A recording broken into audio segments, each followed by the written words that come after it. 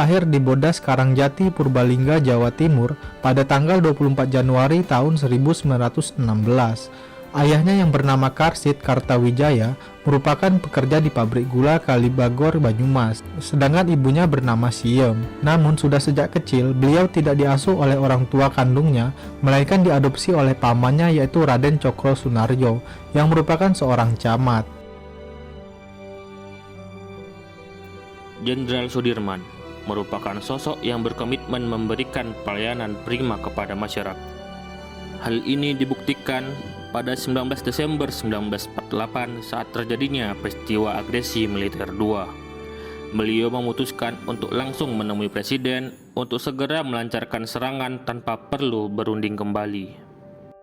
Walaupun dengan kondisi yang sakit, beliau tetap memimpin perang demi memastikan kedaulatan Indonesia. Hal ini menunjukkan kualitas beliau dalam memimpin dan mengambil keputusan. Jenderal Sudirman merupakan sosok pahlawan nasional yang memiliki sikap jujur, bertanggung jawab, cermat, disiplin, dan berintegritas tinggi. Hal itu dibuktikan dengan kepemimpinannya sebagai Panglima Besar Pasukan Militer Bangsa Indonesia pada masa Revolusi Nasional Indonesia. Beliau bertanggung jawab penuh dalam memimpin pasukannya saat bergerilya selama 7 bulan untuk mempertahankan kemerdekaan Indonesia yang akan direbut kembali oleh Belanda dan sekutu. Jenderal Sudirman memiliki sikap wibawa karena kedisiplinannya, ketegasannya, dan tutur katanya yang tenang dan solutif terhadap suatu masalah, sehingga sangat dihormati dan disegani oleh pasukan di bawahnya dan rakyat Indonesia. Jenderal Sudirman adalah sosok yang kompeten dalam menjalankan tugasnya. Beliau selalu menjalankan tugasnya dengan kualitas terbaik. Hal tersebut dibuktikan dengan keberhasilannya memimpin berbagai serangan perang untuk memukul mundur pasukan penjajah bangsa Indonesia, seperti pada Perang Ambarawa, serangan umum 1 Maret 1949 di Yogyakarta, dan juga keberhasilannya melucuti senjata pasukan Jepang dalam jumlah sangat besar di Banyumas tanpa pertumpahan darah.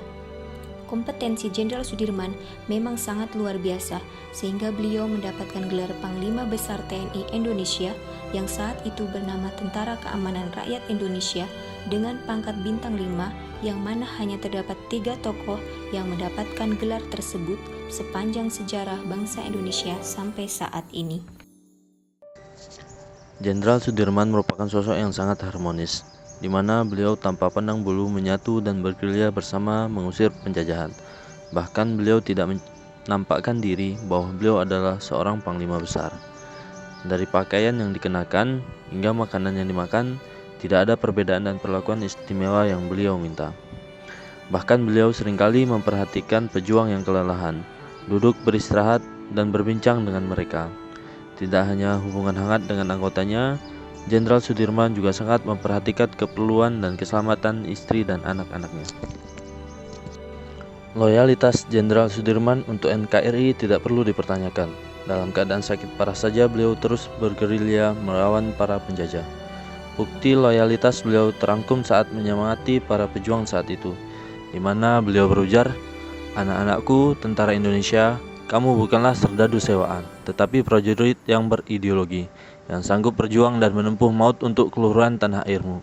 Percaya dan yakinlah bahwa kemerdekaan suatu negara yang didirikan di atas timbunan runtuhan ribuan jiwa harta, benda dari rakyat dan bangsanya tidak akan dapat dilenyapkan oleh manusia, siapapun juga." Jenderal Sudirman juga adalah seseorang yang adaptif dan mampu menyelesaikan diri menghadapi perubahan. Hal ini terlihat pada saat agresi militer Belanda yang kedua. Beliau dalam keadaan masih sakit dan baru saja selesai dioperasi pada paru-paru beliau. Selain itu, persenjataan tentara Indonesia juga tidak selengkap dan semodern seperti yang dimiliki oleh tentara Belanda. Namun, beliau mampu beradaptasi dengan membawa dokter pribadi beliau, melakukan taktik perang gerilya, sehingga tidak mampu dikalahkan oleh pasukan Belanda. Beliau bahkan mampu mengkoordinasi serangan umum 1 Maret 1949 di Yogyakarta dari markas beliau. Sikap kolaboratif juga dapat dilihat pada diri Jenderal Sudirman. Semasa mudanya, beliau aktif terlibat di berbagai organisasi. Pada saat bersekolah, beliau membantu pendirian cabang Hizbul Wathan sebuah organisasi kepanduan pemuda milik Muhammadiyah. Pada masa penjajahan Jepang, beliau bergabung dengan PETA atau Tentara Pembela Tanah Air yang dibentuk oleh Jepang. Berbekal pengalaman beliau saat di PETA, beliau kemudian bersama beberapa rekannya, sesama tentara PETA, mendirikan cabang Badan Keamanan Rakyat atau BKR di Banyumas. BKR ini kelak berkembang menjadi TKR atau yang dikenal sebagai TNI di masa sekarang.